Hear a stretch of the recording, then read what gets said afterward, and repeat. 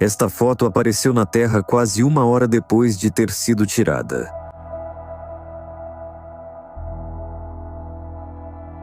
Seu autor não foi um humano e nem mesmo um satélite em órbita.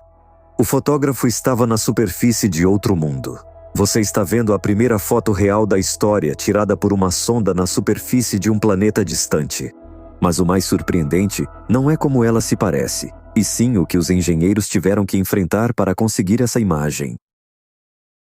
As viagens espaciais podem ser consideradas, com razão, o tema mais popular da ficção científica. Só imagine um mundo onde nossa tecnologia nos permite viajar pelo espaço à velocidade da luz, ou seja, aproximadamente 299.792.458 metros por segundo, para onde poderíamos ir e quão rápido chegaríamos ao nosso destino. Vamos supor que já temos a tecnologia para viajar na velocidade da luz. Quão rápido conseguiríamos chegar a diferentes partes do espaço conhecido? E o que conseguiríamos fazer durante o voo? Lua. A distância até a Lua poderá ser percorrida em exatamente 1,28 segundos. Você nem vai ter tempo de piscar. Vênus. Vamos percorrer essa distância em 2 minutos e 2 segundos. Vênus. Talvez, nesse tempo, a água da sua chaleira já tenha fervido. Marte. Em 3 minutos, você consegue preparar seu chá, mas dificilmente vai conseguir tomar o chá com calma. Mercúrio. 4 minutos e meio e você está no inferno ardente de Mercúrio. Bem, pelo menos aqui tem uma vista maravilhosa do Sol. Sol. Relaxe, tome uma xícara de café e leia alguns artigos da revista em 8 minutos. Júpiter. Um episódio do seu desenho animado favorito e 32 inteiros, 32,6 minutos vão passar num piscar de olhos. Saturno. Reveja o último episódio de Game of Thrones.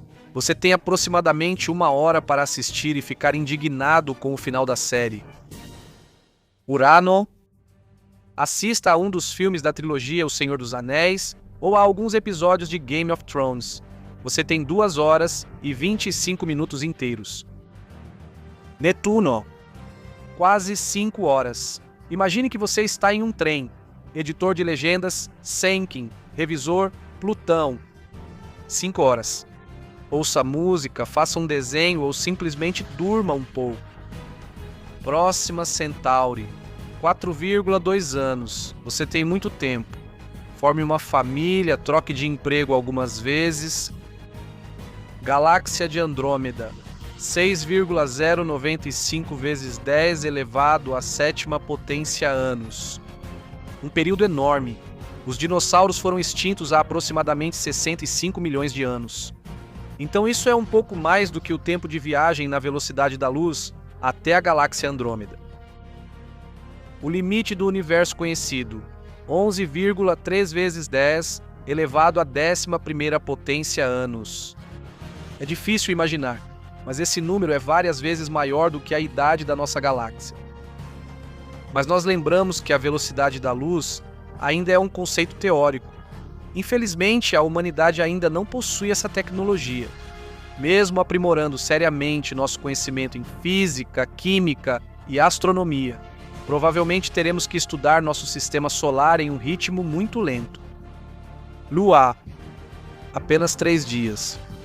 Parece pouco, mas todos nós lembramos que a Lua está muito perto e é o satélite natural do nosso planeta. Além disso, a humanidade já tem experiência em pousar na Lua. Em 24 de julho de 1969, os astronautas americanos, participantes da expedição Apollo 11 pela primeira vez na história, olharam para a Terra da superfície de outro mundo. Vênus. Espere 15 meses e você estará em um dos planetas mais inóspitos do nosso sistema solar. Marte. A viagem até Marte levará cerca de 7 meses, mas esse tempo pode aumentar dependendo da distância do planeta vermelho. Júpiter. Talvez a importância do gigante gasoso para o futuro da humanidade pareça duvidosa. Mas o interesse pelas luas de Júpiter é realmente grande.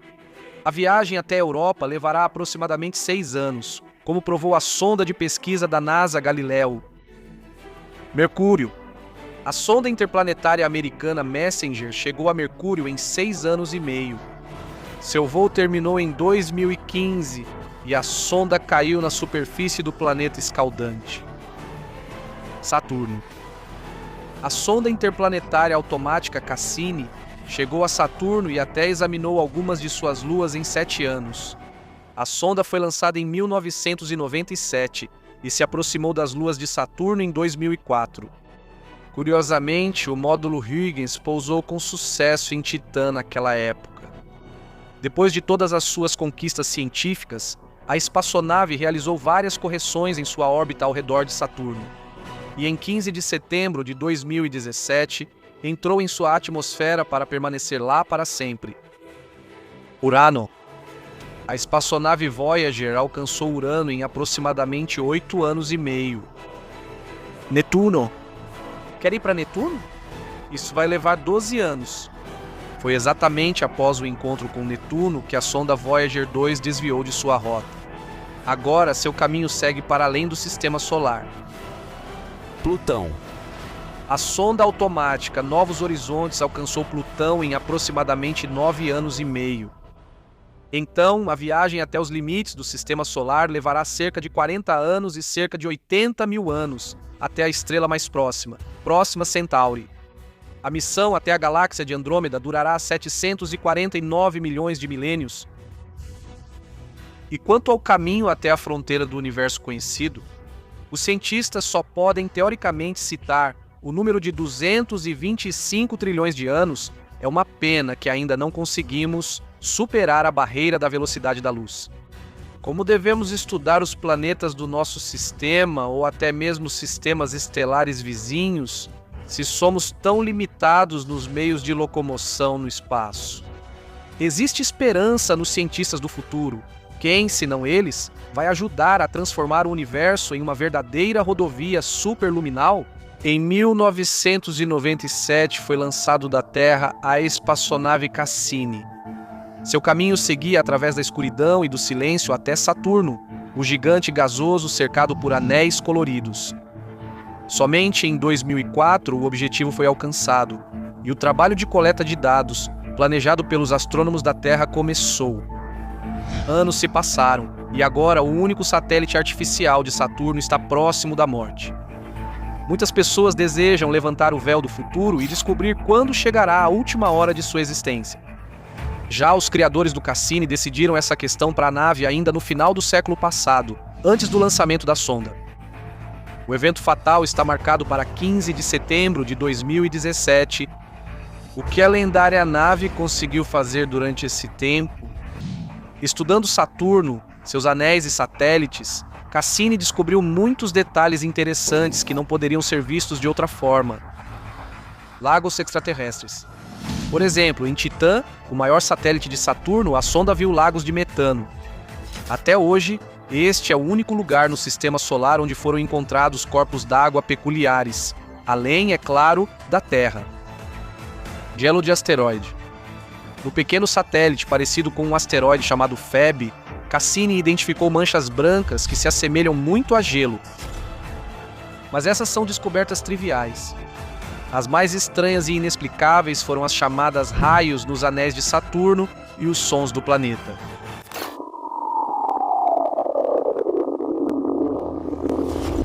Raias saturnianas. Quanto ao primeiro, trata-se de faixas misteriosas com cerca de 100 quilômetros de largura e aproximadamente 20 mil quilômetros de comprimento que atravessavam os anéis do gigante.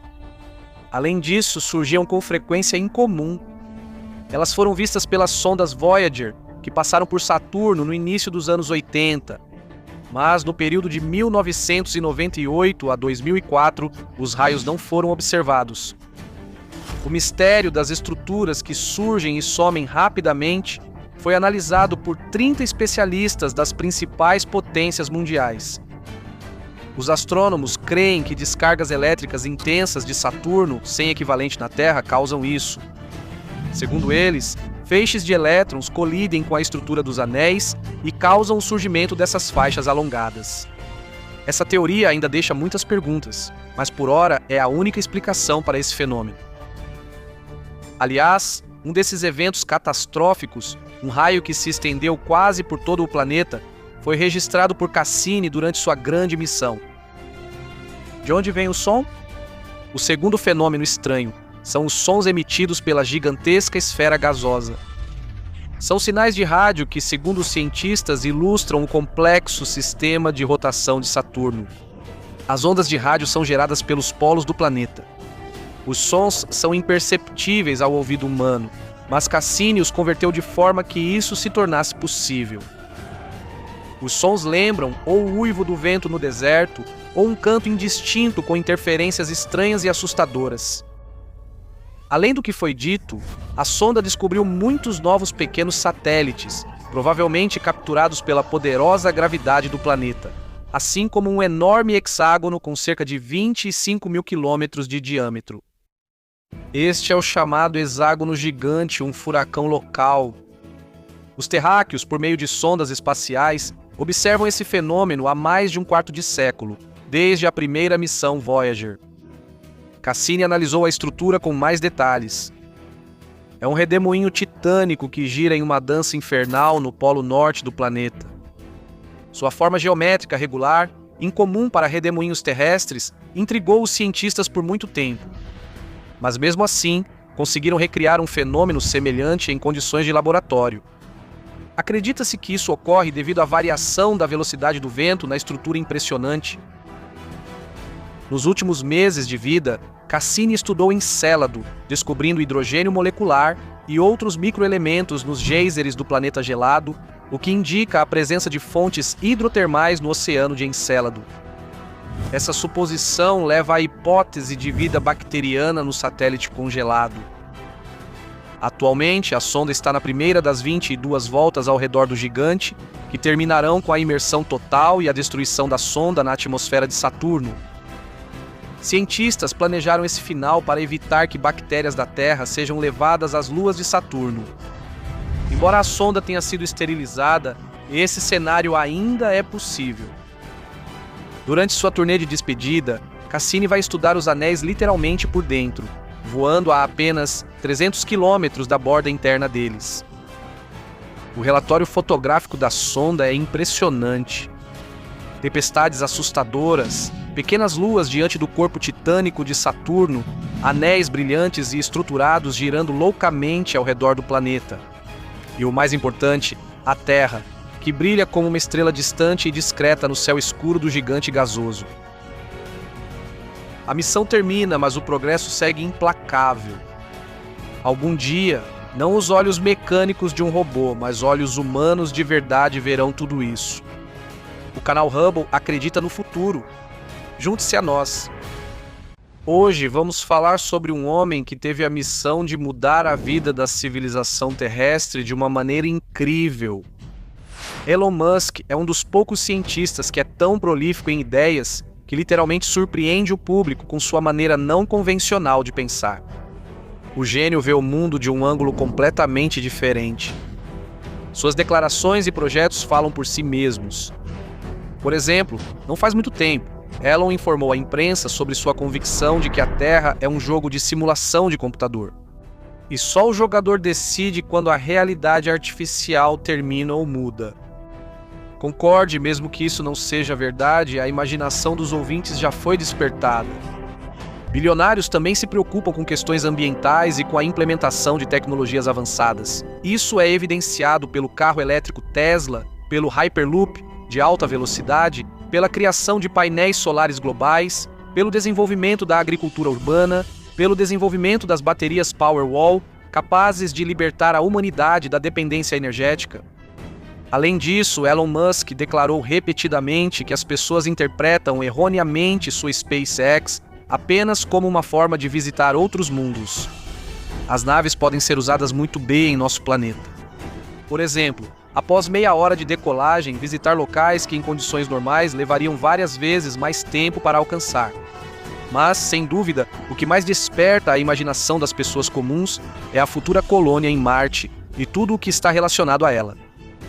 Elon Musk apresentou recentemente um traje espacial cuja foto publicou no Instagram. O cientista afirmou que este é um modelo funcional, testado em condições de vácuo e submetido ao dobro da pressão. Musk destacou que foi muito difícil conciliar tecnologia e estética em um único produto.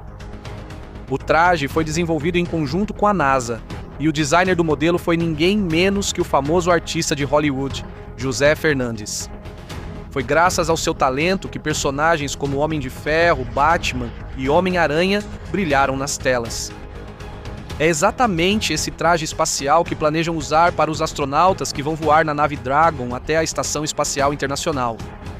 O traje é equipado com um capacete confortável com amplo campo de visão, calçados leves, luvas ergonômicas e áreas macias localizadas em zonas específicas do traje para que os astronautas possam se mover com mais liberdade. Declararam que o traje espacial foi feito para salvar o astronauta em caso de despressurização da nave. Um traje espacial sozinho não basta para ir a lugar nenhum. Por isso, sob liderança de Elon Musk, iniciou-se o desenvolvimento do foguete reutilizável BFR.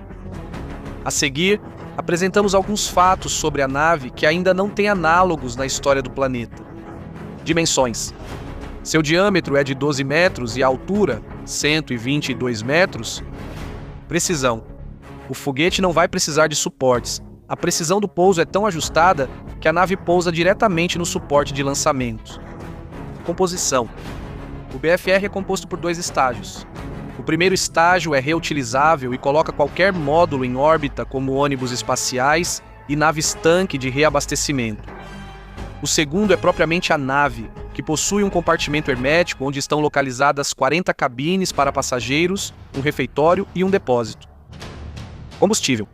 A nave está equipada com 4 tanques de combustível, 2 dos quais estão separados e destinados especificamente para o pouso em Marte. Motores. O foguete está equipado com motores do tipo Raptor que funcionam com oxigênio e metano. Vale notar que o combustível queimado não é descartado, mas retorna à câmara de combustão, liberando o restante da energia. Como são 9 motores, a falha de qualquer um deles não faz diferença. A nave ainda assim pousará com sucesso. Asas. O foguete possui asas dobráveis feitas de painéis solares. Isso é necessário para um pouso correto em Marte.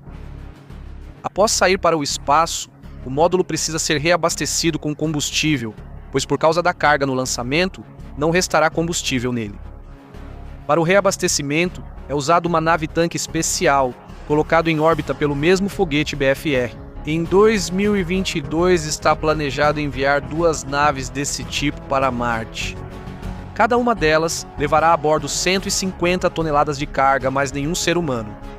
E já em 2024, os primeiros colonizadores irão voar para o planeta vermelho. Mas somente se as 2 missões anteriores determinarem com precisão a quantidade de água disponível para os terráqueos. Você acha que isso é necessário para evitar que os colonos morram de sede? De jeito nenhum. A primeira coisa que as pessoas terão que fazer em Marte é organizar o processo de extração de combustível, obtendo oxigênio e metano da atmosfera e, consequentemente, hidrogênio da água. Os prazos mencionados, é claro, parecem fantásticos. Tanto 2022 quanto 2024, especialmente se considerarmos que é possível lançar uma missão para Marte a partir da Terra apenas uma vez a cada 25 meses devido às nuances do posicionamento relativo dos nossos planetas. Então, as naves que planejam enviar para Marte deverão acomodar 100 pessoas cada, além de uma enorme quantidade de carga. Afinal, no planeta vermelho, os colonos terão que construir uma verdadeira cidade com tudo, desde siderúrgicas até pizzarias. Na opinião de Musk, uma cidade assim funcionaria perfeitamente e seria autossuficiente com uma população de 1 milhão de pessoas. Depois vem cálculo simples. Se uma nave fizesse o trajeto Terra-Marte a cada 2 anos, seriam necessários 10 mil voos para transportar 1 milhão de pessoas para Marte. No entanto, a SpaceX planeja construir 1.000 dessas naves. Dessa forma, a população do planeta vizinho atingirá 1 milhão em um período de 40 a 100 anos após o primeiro voo. E segundo Musk, esse momento não está tão distante. Quanto tempo vai levar para voar até lá? Um voo a uma velocidade de 6 km por segundo levará 80 dias. No futuro, porém, esse tempo será reduzido para cerca de 30 dias. Só pense, uma viagem para o planeta vizinho caberá num período normal de férias. A viagem deve ser divertida e interessante. Por isso, os compartimentos da tripulação e passageiros precisam ser projetados para permitir brincadeiras e flutuação em gravidade zero. Lá haverá filmes, salas de palestras, cabines e um restaurante. Vai ser muito divertido. Quem nos atrai para o planeta vermelho é Elon Musk. Mas mesmo assim, a criação do BFR é um caso sem precedentes na história da humanidade. Ninguém jamais voou com 9 motores. Ninguém pousou com tanta precisão. Ninguém reutilizou um foguete tantas vezes.